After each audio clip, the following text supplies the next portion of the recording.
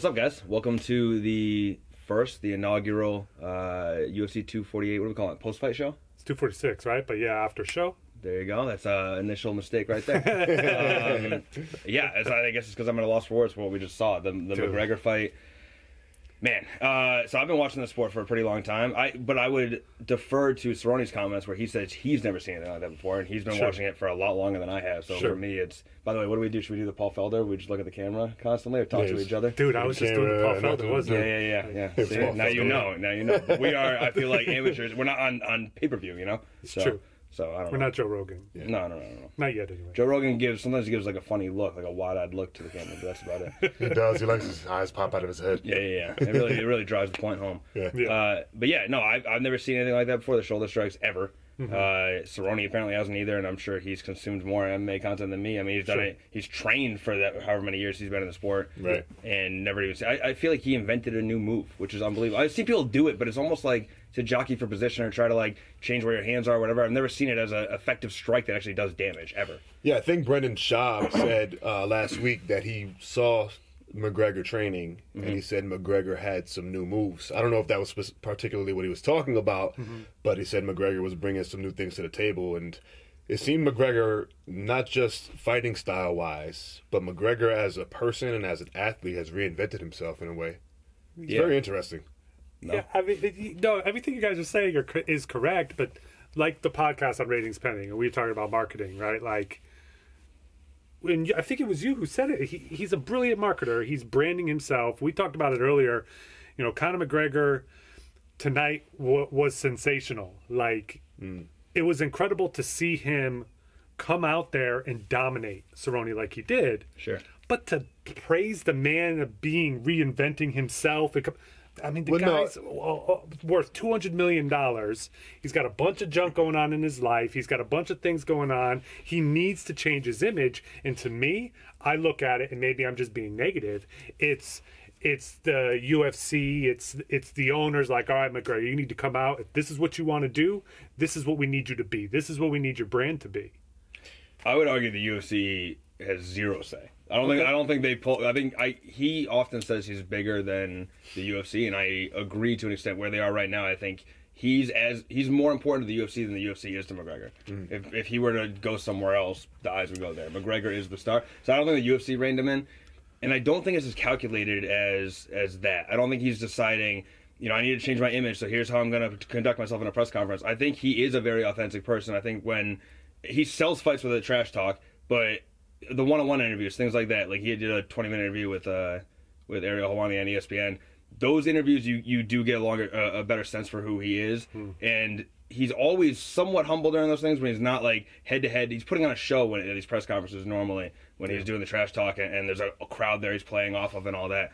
But the way he's talking, I once again, I would really just direct people towards that Ariel Helwani interview. It's on YouTube. It's like 47 minutes, and the way he's talking about it is the way he's conducting himself and talking about life and how much his kids mean to him, and he realized he had to like ground himself again. I wouldn't even say it's that much of a reinvention because he really started going off the rails past 2-3 years. Like the whole lead up to Khabib, and then the throwing the dolly through the bus and all that stuff.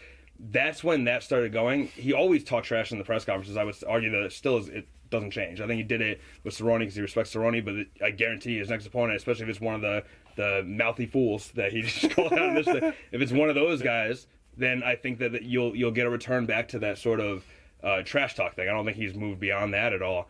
But I think that the whole thing going off the rails and really his personal life outside of those press conferences getting all crazy, I think that's recent. So I think he's just getting back to where he was 3-4 years ago when he was having to come up through featherweight and all that stuff. I think he was more grounded, more surrounded by his tight inner circle, which has always been praised by. He's always praised that and how important that is to his life.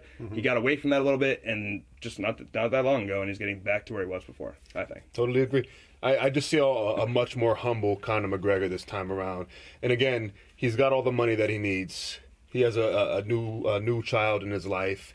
He's a married man. He's made some mistakes outside of the octagon, and I just feel like he's in it just for the art of fighting. He's in it for the love of the sport at this point, and I think this is the reason that he's humbled. He saw Cerrone as a true martial artist, and McGregor respects martial artists as a whole. So I think that this is the reason he came in with this attitude. But I also think that this is the reason that he was so focused. The trash talk was not number one for him. Before, it was selling the fight. The lead up to this fight, you didn't hear much from McGregor. No. He was very quiet. And what does that mean? That means he's in the gym. That means he's focused on training. That means he's not worried about what the press says. He's not worried about how he looks to the public. He's worried about focusing on the main objective, which was to defeat Donald Cerrone. And I just feel like he was focused, and that's what I mean by reinventing himself. Sure. That he wasn't at so many press conferences. He wasn't doing a ton of interviews. He was just focusing on what the mission was. And obviously, results speak for themselves. Well, what you're describing, though, is a calculated change. Whether UFC had leverage over McGregor to say, look, you need to do this, you need to do that, or his businesses where he makes hundreds of millions of dollars. I didn't come into this fight thinking McGregor was going to lose at all. Like, I didn't think Cerrone had a chance at all. And maybe that'll be an unpopular opinion, and I'm sure... No, I don't. I mean, I think most people thought... I said it. I wouldn't say he had no chance. Not no chance, but I thought... I mean, who was his last big fight? Who did he beat last night? You would be like, yeah, okay. Like, everybody I'm looking at here, who he can beat, that he beat, McGregor would run circles around, wouldn't even give time of day to fight. But it is one of the biggest guys he's fought. And they're not natural welterweights. They're both, I think, ideally lightweights. But him and Nate Diaz are the two biggest guys he's fought. So there's a challenge on his return. Also, and I think this does need to be brought up more, McGregor had the Mayweather fight. But since his last win, McGregor's last win, which was, I think, 2016? Yeah, because 2017 he fought Mayweather. 2018 he lost to Habib, didn't fight at all in 2019. So since his last win, which was 2016, Cerrone's fought 11 times. Like, that's sort of, and the ring rust is a real thing, and a lot of people get affected by it. We've seen people kind of counter it, especially Dominic Cruz, who was, I thought, noticeably absent from tonight's commentating. But he, Dominic Cruz said, it's a mental thing or whatever. You can get over that or whatever. But there is a trend of ring rust having a factor, so the fact that it didn't at all is incredible to me. Even and I don't know. I think, well, we can get into this because we were going to talk about it before. Who should he fight next? And actually, let's just specifically bring up Justin Gaethje. Yeah. So Justin Gaethje, I think, is an infinitely tougher test than Donald Cerrone in 2020.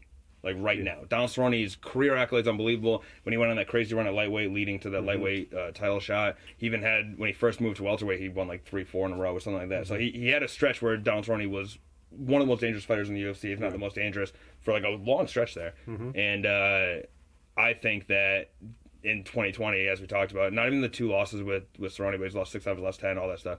I think Gaethje is infinitely tougher. I think it's a very small thing. It's Gaethje, Habib, Tony Ferguson are the toughest lightweights by a mile. Well, here's the issue, is that from the words of McGregor, he might be sticking around in 170 for a while. So Gaethje might not be an option if that's the route that McGregor chooses to take. And if that's not the route, if he doesn't want to drop back down, then the next one in line is, to me, is Jorge Masvidal. Yes, and that's actually another one. I don't think we would see trash talking. I mean, there'd be trash talk, but like funny banter. I don't think we'd see disrespect. It would be the respectful trash talk, definitely. Similar to what we saw with Masvidal and Nate Diaz, where they're just excited to fight each other, not a lot of trash talk. I think the Masvidal is the money fight right now. But it's not just the money fight. To me, it's the fight that makes the most sense, considering McGregor most likely will stay at 170. Now, 170 scares me from McGregor, and he's proved us wrong tonight because Cerrone is a big guy. He's bigger than McGregor. So he can. But he's a lightweight. He's a lightweight. And so is Nate Diaz. So his 2 170 fights are really just lightweights. Exactly, really agreed. And this is the reason that I think Masvidal is a good fight. Now, for McGregor to be successful at welterweight, that's a stretch. I mean, you got Kamaru Usman, who's just a monstrous human being. He's huge. He's a big guy. Stephen Wonderboy Thompson, big guy. McGregor's always going to be smaller in the competition. Masvidal, he's kind of an average-sized guy. He's fought lightweight a bunch, too. Right, he's one exactly. Of those in-betweeners, and I think that's the type of fights we need to see from McGregor if he's going to stick around at 170. Fight guys like Masvidal. Put that BMF title back on the line. Yeah. I mean, they said it's a one-off, but if McGregor wants it. It's not a one-off. It's a belt. If McGregor wants it, then... And Chael Sonnen made a good point during his show. He said that a lot of people are saying that Masvidal is not a champion. He absolutely is a champion. He won a belt. Now, whether that belt holds weight or not, it doesn't matter. He won like a certificate. Okay, yeah, sure. Certificate. But that whole thing was a joke. The fact that The Rock put the thing on his face. But here's the thing. Now, that, to me, that gives people 2 different directions. And this is taken from Chael Sonnen, and he made a good point that during the WWE days, WWF days back in the day, they had the champion, then they had the Intercontinental Champion. So you can either take aim at the champion, or you can take aim at the badass of the division. Yeah. And I think it's a great idea, proving who's the baddest. I don't like that, and I know that's marketable, but as like a pure MMA guy, I feel like I don't like any sort of move towards the WWE style stuff. Well, it wouldn't be a So style. It's just a I know. play on it. Even when they in a introduced the sense. belt, I was like, dude, come Sure, on. sure. It's just a joke. Like, why couldn't you just have a good fight? Why do you have to put? Right. I don't know. But would you not put? I don't like gimmicks. Would you not put money on a BMF title between Masvidal and McGregor? No, I'm sure they would do that. I but mean, you personally. what do you mean? No, I'd put if I'd be interested in that fight regardless of if there's a Belt fake or not, right? Yeah. So put the belt on the line. Who cares? Only. I know. I just don't like the McGregor gimmick. would care. I know, people McGregor do. would care, They already said- and Masvidal would care. Apparently, Dana White sent McGregor the belt beforehand to have him look at it before Really? that fight. Yeah, he said it in a press conference or an That's interview or interesting. something this week. Yeah. You know, so Yeah. he's like, I sent it. Like Dana sent it to my house, and It's just like it's a marketing tool, right? Yeah, Because it's a gimmick. McGregor yeah, would take that and run with it and make course. it huge. yeah, champ, Exactly. triple champ. Yeah, He'd come up with Right. some clever. He'd come way up of with saying something clever, Yeah, and then he'd say, "Come challenge me to get this BMF belt." Like, I think it's a great idea. I agree with you, man. Like, UFC when the Fertitta sold and went kind of Hollywood, right? Like, 'cause we were talking about it earlier, and the marketing changed a little bit. The packages changed. Sure. What ESPN's done with it, we talked a little bit about this too. I think it's an interesting topic. The production wise is up and down. It's hit or miss. Some of the things like the outside shot with the imposed Right. Yeah. logo Yeah. Yeah. was dope. But what they were doing inside in the production and the guys who were commentating on it too, like, it feels like they're still trying to find their voice and what they want to do since they have been sold. That's just ESPN though. Like for any football fans out there, like Monday Night Football is a mess. It's a mess of a production. The commentating team's bad, but all the graphics are cheesy. It's The the same graphics kind are of thing. cheesy. They are. So I don't They were get it. I so don't- bad tonight. And the cuts to commercials. Yeah, well, Fox did the same thing. As soon as they switched to, That's true. it's just that's just you only have so much time trying to peck in those ads, I get especially that. McGregor night, you know. Right. But yeah, so they, I don't know, man. It's, I don't. The one thing I'd say about something like that, like the BMF belt, you know, bad motherfucker. Who cares? Like I don't know. It's not my channel, right? No, you're good. Sorry, we can swear. It's all good, man, I know yeah. you guys. Yeah, We yeah. don't do it, but Yeah. All right. Yeah, it's anything goes, MMA. So right. the one appeal of a belt like that is that it can move throughout weight classes. Mm-hmm. You could have like the baddest guy who's at small, big, whatever, doesn't matter. So that's the only appeal to a floating belt like that. But I don't like gimmicks. I don't like the move towards anything like that. And then it's mixed messages, right? Because since the Reebok deal, since they switched to ESPN and Fox and started doing these major things, they're trying to make it a more legitimate sport and have all these like legitimate things. But then if you introduce like these gimmicks where it's like people might as well come out like dressed in costumes and stuff too. Like I just don't get it. Do you think ESPN co-signed for that BMF though? They had to have. I don't know. That could be a UFC decision. I don't think they can. I don't think there's any. So- I think that they felt like they needed something on the line because it was a pay per view. So here's what I think the BMF title could open up. If not calling it a true title, a true champion, but I think what it could do is open up the door for more catchweight fights. So what I mean by that is, let's say we want the BMF in the welterweight fight to fight the BMF in the middleweight. That's interesting. They can meet at 175, 180. And I think that would open up the door for those types of fights because how often have we seen, I want to fight this guy, but he's 15 pounds heavier, and I want to fight this guy, but I can't get down to 170. Well, he's the BMF, I'm the BMF. Let's meet somewhere in the middle. It's not going to be a championship fight, but now we give the fans what they want. And that would open up the door for a ton more super fights that we might never get to see. Because you can't do that with a title fight because you have to fight Exactly. in the class. Right. So holding those belts, you can do what you want. If you lose the BMF, it doesn't mean anything. But what you're describing is just a marketing ploy. Yeah, that's what I'm saying. Why can't you just do those fights? Why haven't they done them so far? Well, I don't know. Because Exactly. everyone's trying to rise to the rankings. This is why we can do them. I know, but I don't know. Because now you have incentive. They call you the BMF of the 170, well, I'm the BMF of the 185. So let's meet up and let's see who's the real BMF in this area. It's interesting. I'm not saying you're wrong for it, but I'm with you, Nick. Dana White, take notes, bro. It's just making me cringe even hearing BMF as like a legitimate. I hear you. title. And they made Even it- the words, even the letters. They made it worse with The Rock coming in. that and was- like, He's the real BMF. Yeah. like, come on. Yeah, hear you see him you. in the new Jumanji. Yeah, he's cool. Jumanji was good, by the way. Yeah. But that's the Rock, of course. That's like, first of all, that's just the UFC like flexing me, like we took one of your guys, Vince. Like that's they kind of always done it, right? Oh, They yeah. got Brock Lesnar Well, on there. always, They brought in that other CM Punk fought, and that other. Ken Shamrock. I don't know exactly how it lines up, but Ken Shamrock, UFC 1. Was he in wrestling before that or after? No, I think Ken Shamrock was. Starling, Ken Shamrock was a fighter I don't know first. when he debuted in Ken Shamrock was the baddest wrestling. man on the planet, but he was an MMA fighter first. I think he might have been MMA fighter he might have been first. shoot boxing. Yeah, first. so definitely not MMA. I think it was a shoot Back boxer. then, everyone had their own style. Yeah, Yeah. there was no MMA. Yeah, it might have been bare-fisted shoot boxing, whatever it was. Yeah. But yeah, man. Famous for getting tapped right away. Yeah, that's right.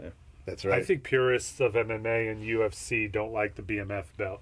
No, but also I'm definitely of that category. Yeah. But I've also been forced to acknowledge that it you need to bring in the mainstream people, and unfortunately, those stupid gimmicks. I think it's a stupid Well, gimmick. the newer generation I who agree. is into MMA now loved it. Well, they It all was came up huge. There you through. go. They're all like McGregor brought them into the sport, and Yeah. that group of people. I love McGregor. I'm not. You can be an MMA purist and still love McGregor. I think what he does is unbelievable. But what the people who joined the fandom, whatever, through the McGregor wave are all into this stuff. Yeah. So it does. I think it's a stupid gimmick, and I also think that stupid gimmicks work. Yeah, it's That's what viral. it comes down That's to. what it's Yeah. about. Yeah. So. Yeah, it's a new generation, man. It's a new generation. I want McGregor to fight Jorge Masvidal because it's great. I don't Agreed. care It's going about to be the an stupid amazing belt. fight. Well, Yeah, they it's don't great. need that at this Yeah. point. They don't need the BMF title for but it will, McGregor to fight definitely. Masvidal. It'll be on the line, though. Considering that McGregor wants to stay at 170. Yeah. I It think- will be on the line, of course. Yeah. Yeah. I think though I was reading and don't quote me on this, and I'm sure we can update on maybe your next podcast if I'm right or wrong. But I don't think this pay-per-view was as successful. I think it was number 4 in the In McGregor's run, in total. in total of That's still UFC. huge. Yeah, but you got to Big. you got to It's not a keep in fight. mind that McGregor owns the 1 and 2 spots. Yeah. Of those. No, I'm not saying it's a bad thing, but I think it underperformed in the mind of ESPN to Dana White Sure. in UFC. His first fight back. I don't think it in a while. underperformed. That kind of did underperform. I mean, it's a sold little out, and I think But is that- underperform is a crazy thing to say, following that it's like the number 4 pay-per-view of all time. yeah. But when you look, when I know. comparing it to Conor McGregor's standard, Right, but that's the underperformance. the two it's McGregor going for belts. A lot of people like, dude, this is Yeah. another thing. If you want to get into people don't know, and this is a hard reality for me to face. People don't know who McGregor's opponents are until he faces them. Like I remember when McGregor fought Nate Diaz, who I think is the quintessential. Like the Diaz brothers are household names in this sport. Yes. When he fought Nate Diaz, you would hear outlets like Barstool or like just even friends like reach out and stuff and not know who Nate Diaz was. It's like, who's this Nate Diaz guy? Because people do not watch the sport. So Good McGregor point. fights. So like, I know Cerrone's a household name for MMA fans. True. A lot of McGregor fans are like, who's this bum? He's going to run through him or whatever. So that's why it doesn't sell. But they understand the gravity of like, oh, he's fighting the champ. He's trying to get a belt. So I think when the belt's not on the line, or I think one of the, if not the highest, one of the highest ones was the rematch with Diaz because they're familiar with the rivalry there. And he's trying to avenge a lot. There was just no hook like that. It was just a really good fight. And it still landed number 4. Despite people kind of talking about how this is going under the radar, still the 4th biggest pay-per-view of all time. yeah. So I don't know. And you got to keep in mind, one of the biggest before McGregor came onto the scene was Anderson Silva versus Chael Sonnen. Yeah. So that goes to show you that the highest selling rematch, pay-per-view, the rematch, I Yeah, believe, yeah, the makes highest sense. selling pay-per-view was, almost a decade ago. Yeah. But when you look at everything you're saying is right, and it doesn't take anything away from the performance of this event. But looking at it from the business perspective of Dana White and UFC, what they paid McGregor, are they getting a return on their investment? Absolutely. I think so too, yeah. 100%. And especially because it leads to more stuff. Like McGregor, now that he's back and he's in the headlines again, and like those highlights go everywhere. And then all of a sudden McGregor's fighting whoever it is going to be the biggest opportunity available to McGregor. And the one thing about McGregor, he doesn't he literally picks his fights. Like he's in that positioning, but he doesn't shy away from a tough fight. Like he will go for a tough fight. People were criticizing for going for Cerrone. I really think it was like Cerrone. I believe him. I don't think it's a soundbite. I think he was saying, Cerrone's guy's been in the sport for a long time, and he deserves. It sounds cocky, but it's true. He deserves like the payday I can give him by fighting him. I actually think he believes that. It's a good matchup. We have a history, and I'm able to deliver these like life-changing paydays. And that's the same thing he said about Frankie Edgar when he was supposed to fight Frankie Edgar. Maybe that's another guy. a year Even or when two he was in ago. the heart of talking trash, he always showed respect. Always showed respect to Frankie Edgar, and McGregor has this respect for these certain fighters. And the way McGregor shows respect to fighters is to fight them, Right. to get them paid. which is very interesting. Yeah, I think he's sincere when he says this. Yeah, here's another one about. I haven't heard his name floated out there, but because I mean, this Donald Cerrone like trash talking at a press conference is from like 4 years ago that they kept playing. Yeah. Another person that he kind of mixed it up with back then that hasn't been talked about yet is Tyron Woodley. They had like some exchange. I forget the details of it. It's all on camera. It's not like insider knowledge. It's like on one of the videos they did. It was McGregor and Cerrone McGregor and Tyron Woodley kind of like talking trash back and forth. Oh, he was at featherweight at that time. Yeah, so right. People were like, "Well, that's not gonna ever happen," but like it could because he's a thick dude, but he's short. So it actually is like I guarantee. I think McGregor might have a longer reach than him, or at least is comparable. Yeah, I could see McGregor that being a true welterweight, former welterweight champion, and McGregor beating a guy like that. Especially say Woodley. He's got a big. Who's he fighting? They kept promoting it. He's got some big fight coming up. I'm not sure who's fighting next. Can't remember. They kept. Yeah, but anyway, so say Woodley were to win the belt back, which isn't inconceivable. He's still, top of the welterweight division. Right. Can you imagine McGregor won the welterweight belt from a guy like that, or anyone, or say Masvidal wins the belt and McGregor fights a guy like that? If there's a welterweight that McGregor could fight for the title and beat, I'm sure that would be the most appealing option for him because then he'd be a 3-division champion, not these gimmick belts, like a real 3-division champion. And that's one of those records that nobody's going to break right there. Right. It's crazy. Yeah. Yeah. I think you guys are really big fans of Leon Edwards. Tyron Woodley fights Leon Edwards. Leon Edwards, there you go. Yeah. Which is that's not a throwaway fight at all. No, that's a Leon good Edwards fight right there. Leon Edwards is no joke. Right. I have no interest in seeing Tyron Woodley fight McGregor, personally. Really? I would only. I think it'd be a great lead up. I think the promo would be amazing. I don't think that'll sell as much as the other stuff we've talked about. I don't. Maybe not now, but if Woodley got in, like say Woodley title just contention, smokes, yeah, because Woodley when he's on the come up and like begging for the title shot, and he finally when he finished Robbie Lawler, like Woodley was one of the scariest people in the sport. So I can see that playing out again if he reestablishes himself. That's why no one's talking about the it. problem with McGregor and predicting McGregor fights is that they're never going to make sense. They're never going to go in order of ranking. They're never going to go in order of weight class. McGregor does what he wants. He makes those calls. And he's so if he decided where he can do right, if he decided he wants to fight Woodley, that's the fight that could probably happen if Woodley signs the dotted line. But the thing is, for us to say if Woodley got into this title contention, it makes sense for McGregor. McGregor could be in a whole nother planet at that point. He might be fighting at light heavyweight by that point. Who knows where McGregor's going to go? I feel like the strongest appeal to McGregor would be to win a welterweight belt. So if it's if there's a champion in place, that's what the Kamaru Usman thing. Sure. I don't know.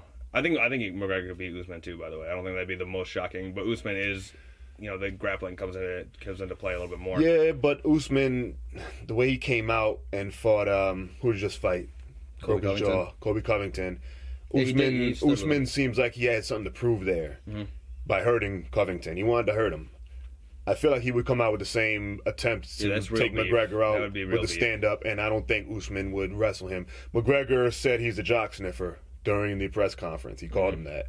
And for Usman to take that, he's going to come out, he's going to try and prove him wrong, because Usman does have a pretty big ego, from what I've seen. So he does. Yeah, that would be real beef. All right, so believe it or not, there were other fights on this card. I feel like you won't even find that on other, like every analysis is going to be about McGregor. So let's go the extra mile and bring some of the other fights. I guess we can start with the beginning of the main card. Okay. It was Diego Ferreira. I don't know how to. Pronunciations are terrible. Versus Anthony Pettis, and Diego won. Somewhat surprising. I think I was expecting Pettis to win that fight. I think he's good. I thought he was much better on the feet, and if it went to the ground, he would be able to at least get out of danger, if not submit him there. I did not expect him to get beat like he did. What's Pettis' last win? Pettis has been... Was it Wonder Boy? Yeah, he's been... It might have been Wonder Boy, but Pettis is just... He's all over the place, man. He's moving up and down in weight classes. He's trying out different things. Pettis is... He hasn't really evolved as a fighter. He's kind of the same fighter he's been for years. He proved during the Benson-Henderson fights that he has a great ground game. He's great off of his back. He's great with double submissions. Armbar. I remember that double armbar. He took the belt, I believe, with did he take the belt with that fight? I think it might have been. Right. It was a title defense or something. Yeah. But either way, Pettis is Pettis. And one thing about Diego is that if you stay in Pettis' face and you don't give him any distance, that's when Pettis is unable to really attack and use his offense against you. And that's what Diego did well. He was able to take a few shots from Pettis and kind of back him down. He wasn't afraid to get hit in order to get a few shots himself. And he realized that once he was able to take Pettis down once, twice, he was able to take him out with the submission. Sure. So I wasn't surprised. I was more impressed by Diego's, I guess, just by his fight IQ and not being afraid to strike with Pettis until he was able to move in for the ground game, which was obviously the plan. That must have been his game plan because it worked flawlessly. Yeah. He kind of tapped early too. I don't know. I think Pettis peaked when he was on the Wheaties box. I think, It's That's a fair. everyone that's going fair, downhill yeah. from there. That's the the pinnacle of athletic success. You know. yeah, it was a weird. He tapped. I thought he tapped early, but when you watched it back, it was just a weird angle of how he had that. Was it guillotine?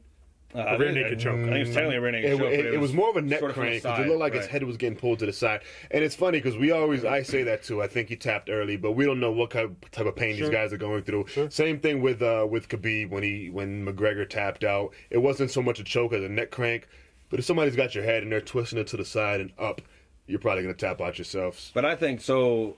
I think the big criticism if you were watching it was he wasn't in the right position to finish a rear naked choke. Not where the arm was necessarily, but Right. Just where they were. But I think the cage was almost working in Diego's favor, where it basically worked as a point where Like and then leverage Pettis almost. couldn't get to the mat. He was kind of wedged up against it, Yeah. and then because of that, the rear naked choke was able to get sunk in with a tight squeeze. And you're right, it almost looked like a head crank, but I think Rogan even said it. When you saw it in slow motion replay, it was under the neck, it was choke, so whatever it is. Yeah. But also, it's not like there's no lack of toughness from Anthony Pettis. He's a veteran of the sport, so Yeah. I guarantee it was sunk in. Yeah, I don't think he But- tapped because he gave up. I Right. think he tapped because he thought he was going to. It might have been over from that night. So So for me, I just think it's now we talked about this, and literally his nickname is Showtime. But Anthony Pettis has been in the spotlight for so long that what impressed me most was I thought Diego Sanchez. I knew I was going to do that at one point. that's why I've been calling him Diego. Yeah. I don't even know his last I name thought perfectly. Diego so. Ferreira the moment was going to be too big for him, and it clearly was not. He looked incredible, was confident, and as we said, as soon as he went to the ground, I was like, all right, this is a guy who comes from a grappling background. Then it's all muscle memory. Then it's all, so even if the moment was big for him, as soon as it was in his wheelhouse, all of those nerves would go away if they were even there in the first place. Right. And it was over from there. So. Yeah. I thought it looked great. Moving on to the second fight, which was weird because it was supposed to be on the early prelims, and then Claudia. By the way, Alexa Grasso missed weight by 5.5 pounds. You got to feel for Claudia Gadelha. Yeah. I still think one of the best strawweights in the world.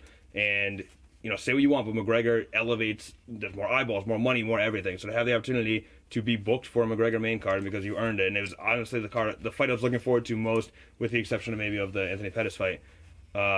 Outside of the main event, I was like, all right, that's a good spotlight fight. It got pulled at the last second because she missed weight. You got to feel for Claudia Gadelha. She did nothing wrong, and her opponent, She doesn't get any money. she doesn't. Sometimes, I'm sorry, I sometimes meant to they, ask that as a question. yeah, Okay, yeah. sometimes they do give No, the they do. fighters their purse. Yeah, they definitely get typically. show money. They get if the fight happened, they get show money regardless. Okay. If the fight happened, they would get half, or not half, but a certain percentage of the opponent's purse that missed weight. Apparently, Claudia Gadelha said that she would. She wanted the fight. I don't know if it's true or not. She just made a statement after. She's like, "I wanted the fight." UFC said, "No, whatever."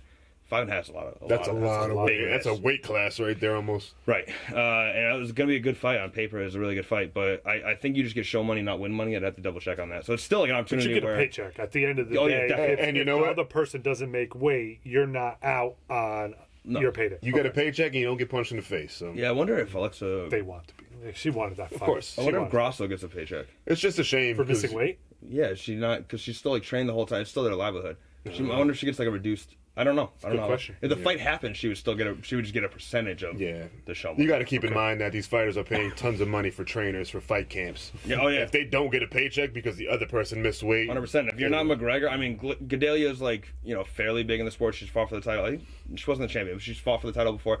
So she is on the upper echelon of fame and fortune in the UFC. Sure. Lower people, they really need these. Like you're spending so much money that you almost have to do side hustles, even in the UFC, to earn a living, basically. Yeah, they're not making a lot of money to begin No, with, so no, not at all.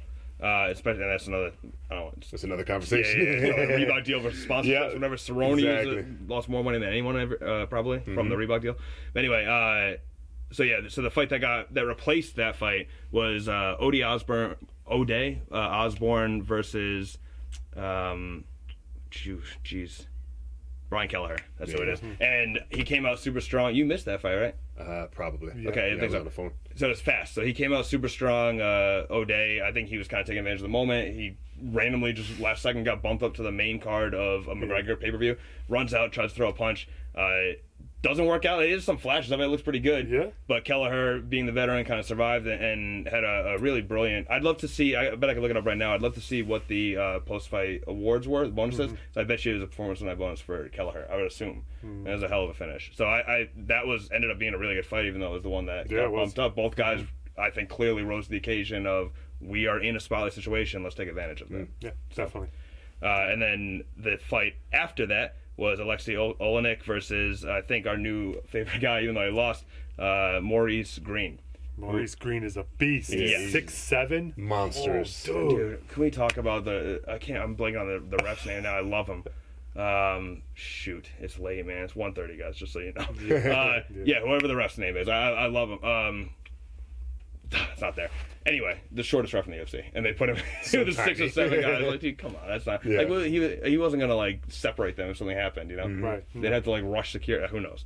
Anyway, Olenek, he's been up and down. He's been susceptible to knockout a little bit, but he's one of the best grapplers, if not the best grappler currently in the UFC heavyweight division. I mean, unbelievable. What's his nickname? The boa constrictor or whatever? That makes sense. That, Yeah, he's an excellent grappler. I thought he was going to burn his arms out on that first one. He's going for that, like, the bulldog choke or whatever that He was. was going in. He put all his energy into that. It didn't look, in the positioning, didn't look like he could finish it, and Yeah. he didn't finish it, but I was like, why is he trying so hard, man? It was weird. He obviously thought he could finish it. He wouldn't have put that much effort for, it was like 2 full minutes, but clearly the guy, I mean, survived. If it's in, it's that tight, your brain shuts off. Like, it literally cuts up. So it's like, clearly it wasn't in. I don't know why he thought it was, but he came back and won the fight anyway. So I think he was maybe going for more of a neck crank again. Yeah, 'Cause just he thought he was kind of turning it up.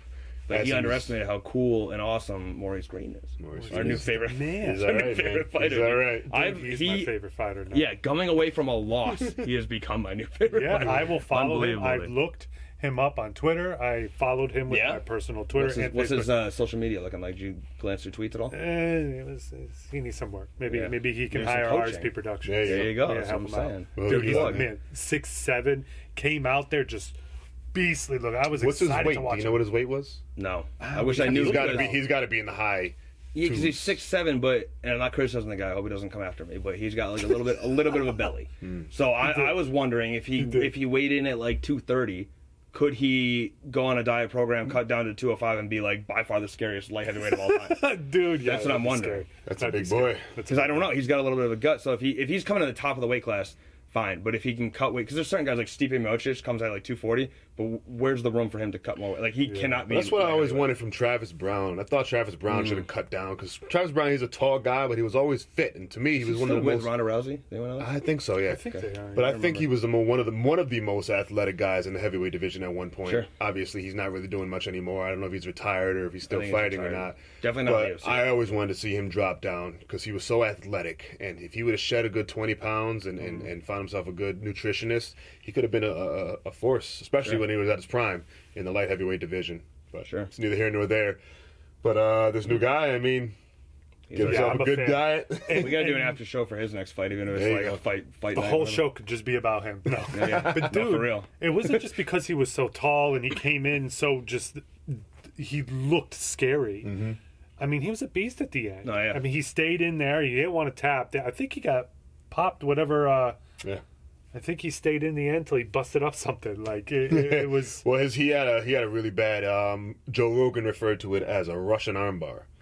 I didn't know what it was. I don't and- think it popped. I think he was in pain, but I don't think it popped. Yeah, they were so twisted. It was like they were like, so intertwined. Yeah, they were like. Yeah, you don't see that heavyweight, It's so it very was even odd. more ridiculous. Right. Like, yeah. But again, you're fighting the boa constrictor. It was so- to the point where when they called the fight, I was watching it and I was paying attention. I wasn't even distracted, and I was like, they said he tapped, and I was I think like, it might. who tapped? I Which think guy? it might have been a verbal Yeah, stoppage. but I couldn't tell. I was like, who just? They were separating. I was like, which guy tapped? I couldn't tell. They're so intertwined. It was crazy. Then he just started smashing his head on the ground after Yeah. he Yeah, lost. you see the ref came over and like checked out. He was too? not like, happy. That's great. Yeah, makes me like him even more. Yeah, I'd like to see more of him though. Yeah, Yeah. for sure. Looking We will. forward to his next fight. I'm sure we will. Oh yeah, and then Put him against maybe Black Beast or something like that. Yeah, that might be a good fight. Yeah, I like that fight. Yeah.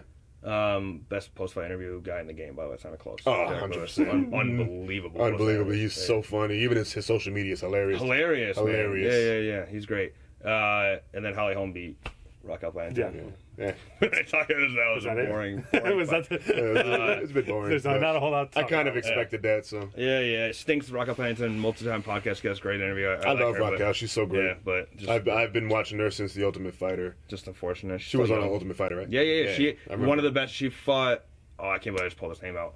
Jessamine Duke was the person she I fought. remember It was that. fight of the season or whatever Yeah. on Ultimate Nice. Fighters, and it was unbelievable. And then from that point, because the bantamweight was still very new, you had it already existed. It wasn't like strawweight where the Ultimate Fighter launched the division. Bantamweight already existed. You had Rousey and all that. But after that fight with Jessamine Duke, I was like, Raquel Pennington's my favorite bantamweight, and I think she still is. Obviously, She was seems good. like there's a somewhat of a ceiling on how high she Yeah. can go in the division, but she's still like the person I root for most in the division. So There was another girl, I believe, in that season. I don't remember her name, but she was a Spanish girl. And she was pretty good. And Yeah. What was her name? I know exactly. But I don't think she fights anymore. No, and she had a really bad injury. If we're talking about the same person, I feel like I know who you're talking about. Yeah. Though. She's a really Did pretty she girl. Win the division or win the Ultimate Fighter? She might have come close. I know she was one of the best in the season. Shoot. I just can't remember her name. Yeah, damn. I hate when that happens. Anyway, It'll come to me. I do know who you're talking about if we're talking about the same person. Yeah, look it up one more time. So, yeah, unfortunate that she lost, but what are you going to do? We'll move on, I guess, from this card and just kind of wrap it up there. Shout out to the other two podcast guests, Drew Dober, Tim Elliott. Tim Elliott almost got knocked out on his feet. He like wobbled forward stuff, still won that fight Yeah. somehow. And then Drew Dober just smoked his opponent. So and Mad Bump still alive and well. Sweet. Yeah, so I guess I'll wrap it up with what I think would be the perfect. Give up. All right, what I think would be the 10 seconds, I'm done. yeah, that was a quick one. The perfect scenario for McGregor if I could just play God and whatever matchmake. I would love to see McGregor versus Gaethje. I think that's a very tough test for him. Yeah. I love to see him versus. I'm not too interested in Habib right now. I think eventually that could happen. And I think he would have a chance. I think he's good at studying his opponent and doing well in rematches. So I think that'd be an interesting fight when it happens. Not yet. You have hopefully fingers crossed when that happens. Habib versus Tony Ferguson already kind of wrapped up. So Gaethje's waiting for an opponent. I think Gaethje versus McGregor would be great. While that happens, I would like to see Jorge Masvidal fight Kamaru Usman for the belt, and then McGregor fights. Ideally, Jorge Masvidal would win the belt, and then McGregor would fight Masvidal, craziest fight ever, with the welterweight belt on the line. That would be the ideal scenario, I like that. and it could all happen right now. You had Usman and Jorge in the building. Jorge versus Usman would just sell because Jorge. And imagine if he won the belt, and then McGregor's going for his third belt. Jorge's got that stupid BMF belt and their welterweight belt, and those two fight. Like that would be the great. perfect scenario. That I think that's the greatest scenario, and one thing McGregor made clear during the press conference, he said that if he came out of this fight unscathed, he could be ready as early as March to fight again. Yeah, and So- he also said, if history repeats itself for the fourth time, it's the fourth time they've booked Habib and Tony, he'd be willing to step in and replace one of those guys, which I'm on board. I'd watch that. I'm on board with that too. I'd like to see Ferguson. Yeah, I'd man. like to see him fight Ferguson. If somebody drops out, I'd like to see Khabib drop out. I think and Ferguson beats Habib. I think Ferguson beats Conor. I think Ferguson's the best fighter in not I don't know ever, but like pound for pound or whatever. I think he is the best fighter right now. He just had some bad luck basically that's derailed him a few times. I think he beats Habib. I think he beats Conor. Conor versus Ferguson. How does Ferguson win? Submission? I think they hang on the feet for a while. I've never really seen Ferguson get in too much trouble on the feet. I think he's able to. Well, he could take so much damage. Right, He's that's like what a I'm saying, Terminator. dude. He training regimen. He just like kicks the shit out of trees. Have you seen that? Yeah. Like just kicks it just with a shin. Yeah, he's a maniac. Yeah. So I don't know. He's crazy. But so I think Ferguson. I don't think Conor would knock him out, and we already saw that play out with Nate Diaz, where if Conor puts all this emphasis into the stuff and doesn't finish the guy, that's when you start to see the fatigue. Ferguson doesn't get tired, all of a sudden goes to the ground. Conor doesn't stand a chance on the ground. But we're also talking 155, where Conor's energy is at a whole different level. Sure. I think Conor's most comfortable at 155. I just think his style, if it goes long, he will get tired because he puts so much. The reason he's able to put guys away so fast, he puts so much into his shots. There's no holding back. Where I don't think that style can last 5 rounds. Well, I'll tell you what, Conor versus Ferguson, I got Conor by shoulder knockout. I can't believe that happened. That was. We didn't even talk about that. If you had but told just- me we're gonna see something we've never seen before, I don't think I can create. I'd be like, what do you mean we've seen it all? What do you mean? Yeah.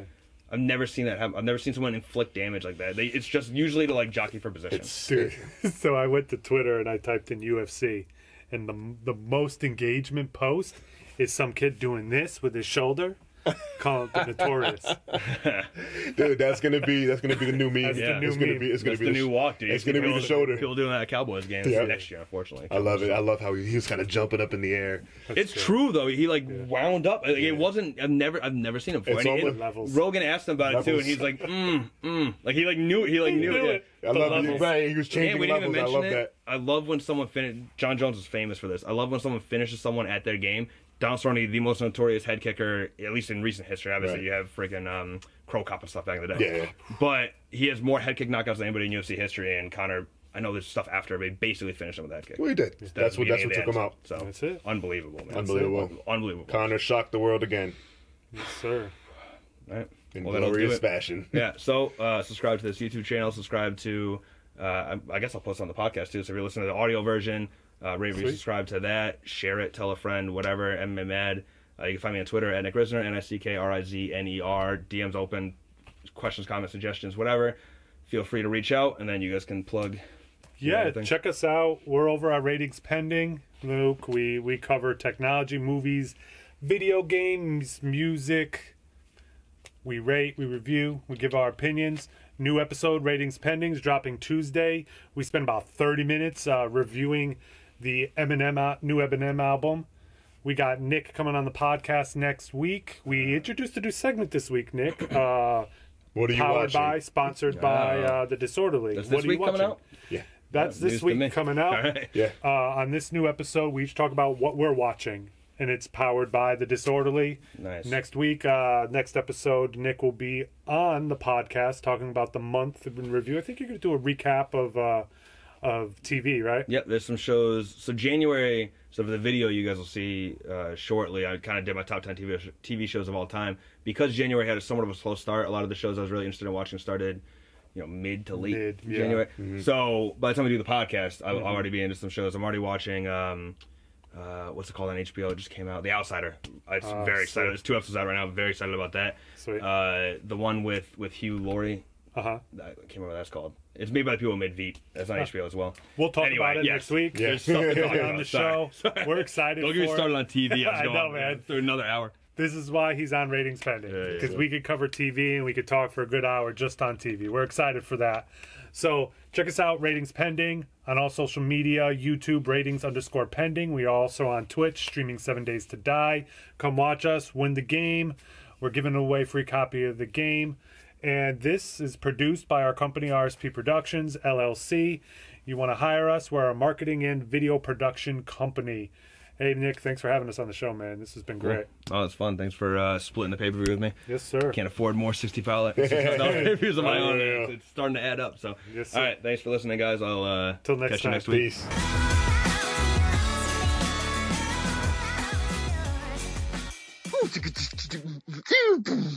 MMA bad.